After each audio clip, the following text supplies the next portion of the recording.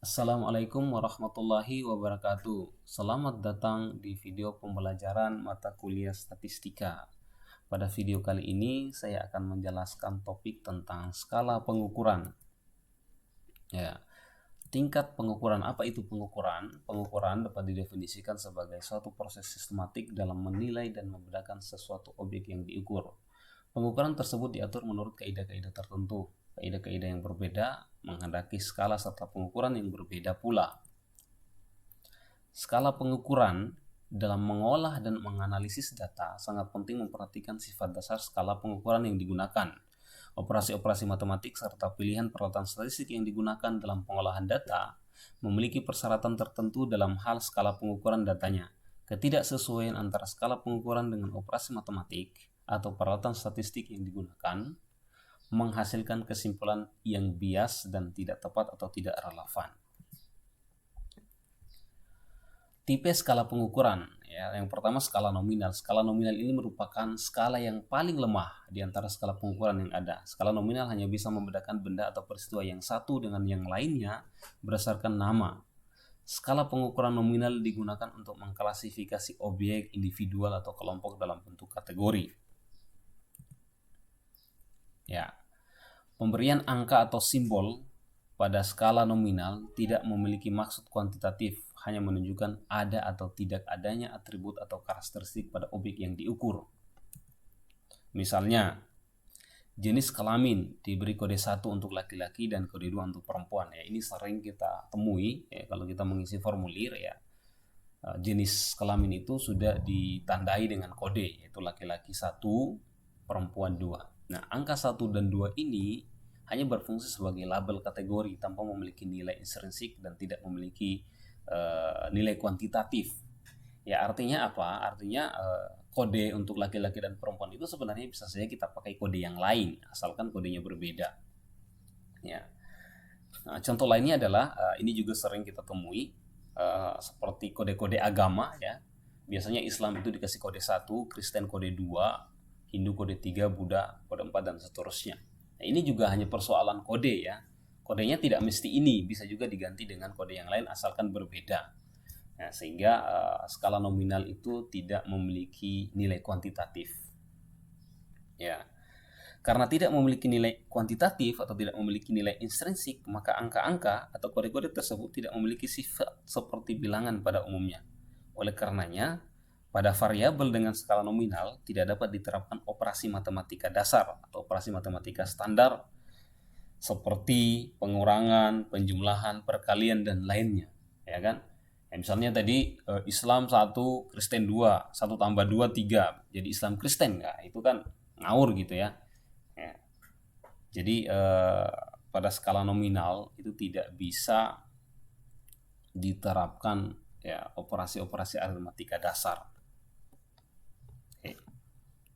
Selanjutnya kita masuk pada skala ordinal. Ya.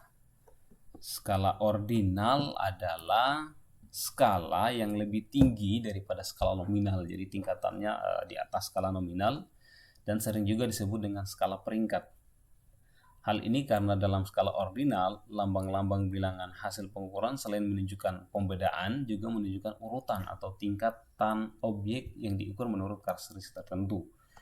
Ya, misalnya tingkat kepuasan seseorang terhadap produk, bisa kita beri angka 5, sangat puas, 4 puas, 3 kurang puas, 2 tidak puas, dan 1 sangat tidak puas.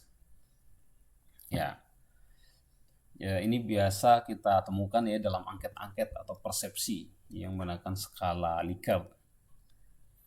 Nah, atau misalnya dalam suatu lomba pemenangnya diberi peringkat 1, 2, 3 dan seterusnya. Dalam skala ordinal tidak seperti skala nominal. Ketika kita ingin mengganti angka-angkanya harus dilakukan secara berurut dari dasar atau dari besar ke kecil atau dari kecil ke besar. Ini contohnya tadi yang ini tingkat kepuasan.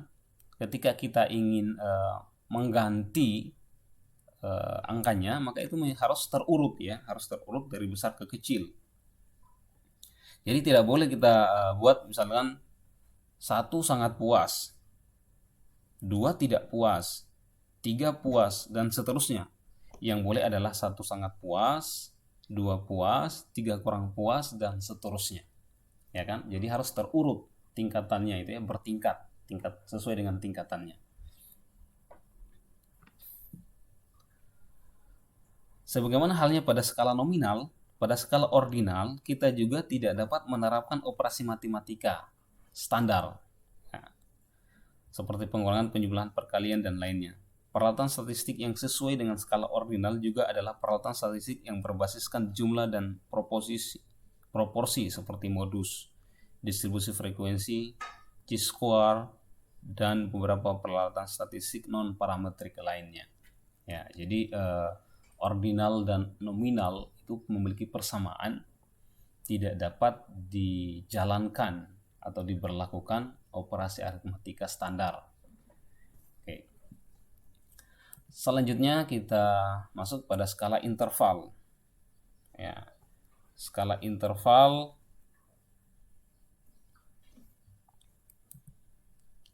mempunyai karakteristik seperti yang dimiliki oleh skala nominal dan ordinal dengan ditambah karakteristik lain, yaitu berupa adanya interval yang tetap. Dengan demikian, skala interval sudah memiliki nilai intrinsik, sudah memiliki jarak, tetapi jarak tersebut belum merupakan kelipatan. Nah, pengertian jarak belum merupakan kelipatan ini kadang-kadang diartikan bahwa skala interval tidak memiliki nilai nol mutlak. Nah, kemudian pertanyaannya adalah, apa itu nilai nol mutlak? Ya, nilai nol mutlak. Mutlak itu lawan daripada relatif, ya. Kita sering mendengar orang bilang cantik itu relatif. Artinya apa? Artinya penilaian cantik oleh beberapa orang itu bisa berbeda-beda. Nah, sehingga di situ dikatakan cantik itu relatif, ya. Kita kembali ke sini ke nol mutlak. Nah, tadi lawan mutlak itu ada relatif, itu artinya nolnya di sini tidak benar-benar nol. Contohnya gini, misalkan suhu, ya. Suhu. Di dalam suhu itu kan kalau kita ukur suhu pakai skala derajat Celcius, di sana kan ada skala 0 derajat Celcius. Nah, 0 derajat Celcius itu bukan berarti tidak memiliki suhu, ya. Memang sih sangat dingin, ya, dingin banget pada 0 derajat Celcius. Tapi bukan berarti tidak memiliki suhu. Ya kan? Ya, buktinya ketika diukur menggunakan skala lain, misalkan skala Fahrenheit, maka nilainya itu bukan 0 derajat Celcius, tetapi 32 derajat Celcius. Ya, kenapa? Karena 0 derajat Celcius pada skala Fahrenheit itu 32 derajat. Sehingga nolnya di situ ya, tidak benar-benar nol gitu ya. Itu maksudnya. Ya. Atau misalkan begini ya, pada pengukuran suhu di daerah A misalnya 10 derajat Celcius, daerah B 15 derajat Celcius, dan daerah C 20 derajat Celcius. Kita bisa mengatakan bahwa selisih suhu daerah B dengan daerah A itu 5 derajat Celcius. Selisih suhu antara daerah C dengan daerah A adalah 10 derajat Celcius. Tetapi kita tidak bisa mengatakan bahwa daerah C itu suhunya lebih panas daripada daerah A. Ya, seperti itu ya. Ya, itu artinya apa? Ya, artinya di sini tidak memiliki nilai nol mutlak.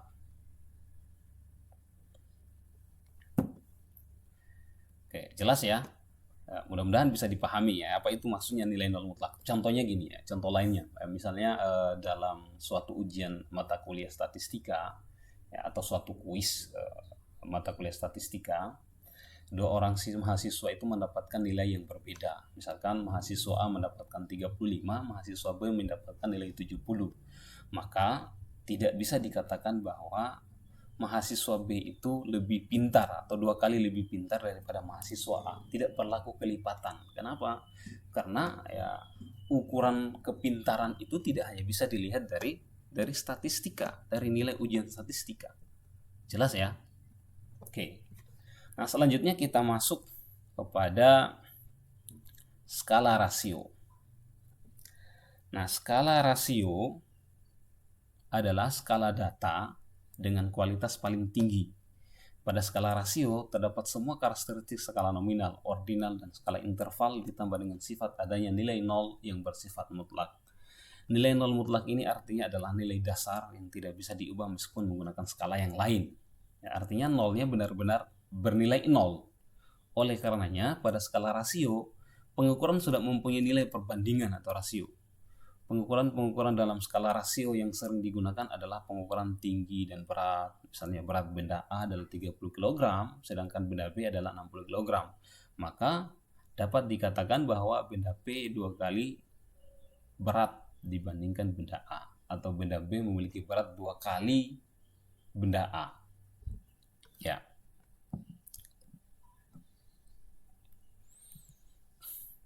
Ya, untuk video kali ini cukup. Assalamualaikum warahmatullahi wabarakatuh.